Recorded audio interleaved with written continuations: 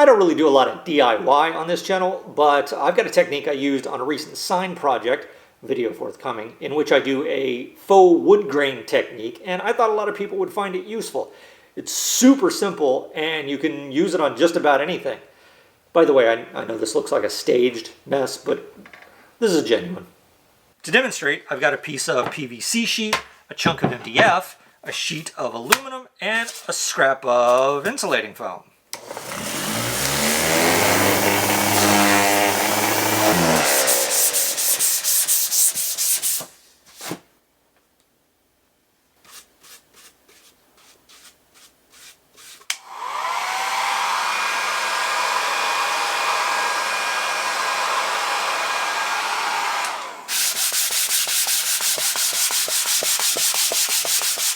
I sealed the foam with a couple coats of Mod Podge I had lying around. You could also use watered down wood glue. I think it's basically the same thing. I also sanded the PVC and the aluminum to give it a little tooth. It's not a requirement for the technique to work, but I generally recommend priming your surfaces first, especially MDF. I like Bullseye 123, hashtag not sponsored. White or gray, doesn't really matter.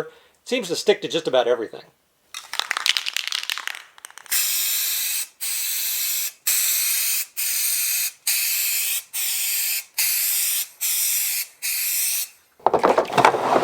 Now, this combination is the one that I used in the recent sign project that I mentioned, and I loved the result. I'll put all the color information down in the video description. But while I'm at it, I thought I'd try some other combinations and see what happens.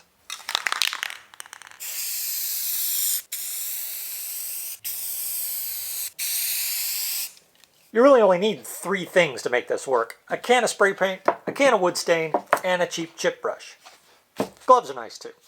By the way, I lied. It was this combination, not this one. Again, I'll put the details down in the video description. This is dark walnut on top of warm caramel.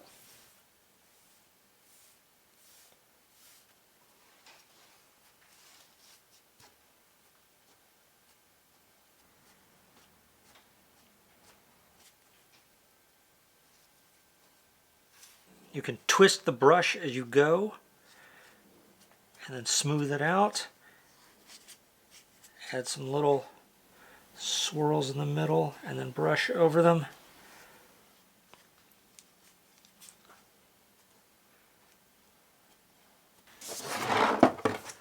And there you go. And here's dark walnut on sand.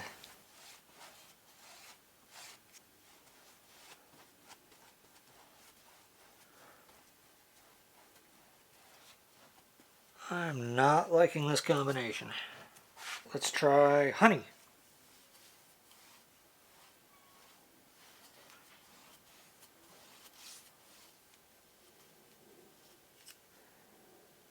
I think that might actually work, but the problem is, yeah, this is a glossier paint and it hasn't fully cured, so it's bleeding into the stain. I'm gonna have to try this one again some other time.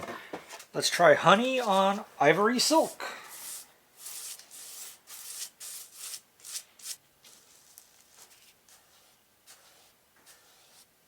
That's not too bad. I'll have to work at the texture. The color combination is good. Let's try classic gray with that.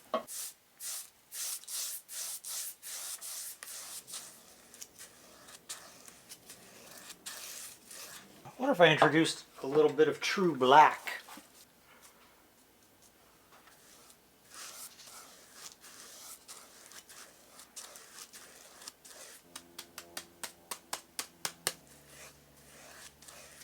That might work nicely. If I experimented with that a little more, I think that might look pretty nice. Alright, let's try some stuff on top of stone gray. We'll start with dark walnut. I'm not sure about that. What about gray on gray?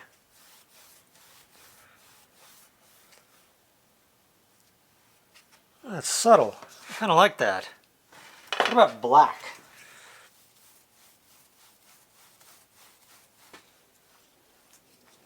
Not really sure that's going anywhere. Maybe gray on top of that?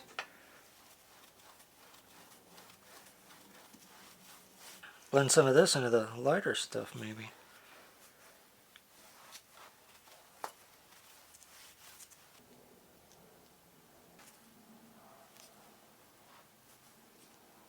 Oh, you know what? I've got some white stain too.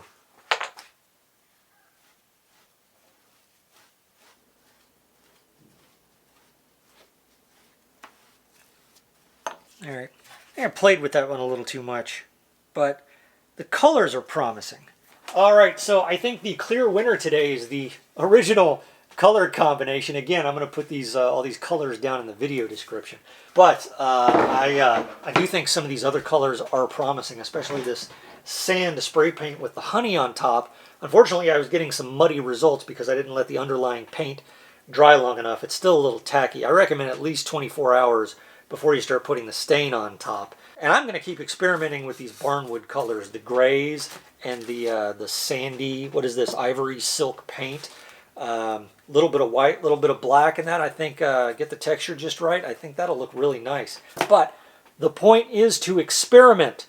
So get yourself some paints and some stains and some sample pieces of whatever, because clearly this will go on top of anything. And I don't know, hey, tag me on Instagram if you decide to try this. I'd like to see what your results are. Good luck.